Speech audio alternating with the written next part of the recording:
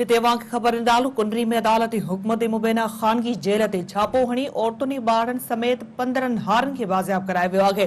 Update कयूं पिया अवांखे अहम ख़बर जे हवाले सां। कुंडरी में अदालती हुक्म ते मुबैना ख़ानगी जेल ते छापो हणी औरतुनि ॿारनि समेत 15 हारनि खे बाज़ियाब करायो वियो आहे। कुंडरी में अदालती हुक्म ते मुबैना ख़ानगी जेल ते छापो हणी औरतुनि ऐं ॿारनि समेत 15 हारनि खे बाज़ियाब करायो वियो आहे। कुंडरी में ही अहम ख़बर अवां सां शेयर कयूं पिया कुंडरी खां त कुंडरी में अदालती हुक्म ते मुबैना ख़ानगी जेल ते छापो हणी औरतुनि ॿारनि समेत 15 हारनि खे बाज़ियाब करायो वियो आहे। अहम ख़बर खां अवांखे अपडेट कयूं पिया कुंडरी में अदालती हुक्म ते मुबैना ख़ानगी जेल ते छापो हणी औरतुनि समेत 15 हारनि खे बाज़ियाब करायो वियो आहे, जिन में ॿार बि शामिल आहिनि। कुंडरी में अदालती हुक्म ते मुबैना ख़ानगी जेल ते छापो हणी औरतुनि ऐं ॿारनि समेत 15 हारनि खे बाज़ियाब करायो वियो आहे।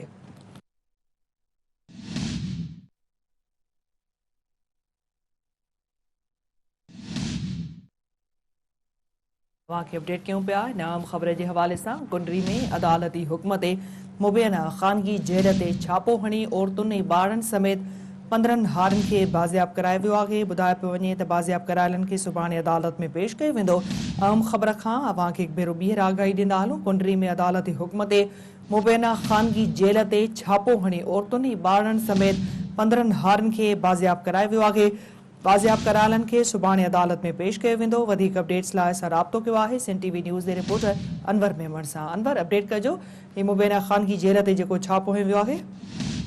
जी बिल्कुल निदा सेशन कोर्ट उमरकोट के हुक्म से कुंडरी पुलिस जो है कुंडरी में जो गोठ है चौधरी ज़हीर अहमद जैमें ज़मींदार भी सागी चौधरी ज़हीर अहमद है उन ज़रिए ज़मीन जो छापो हणी मुबैना जो बांधे बनायल ॿारनि औरतुनि समेत जो 15 हारी बाज़ियाब कराया वरता आहिनि।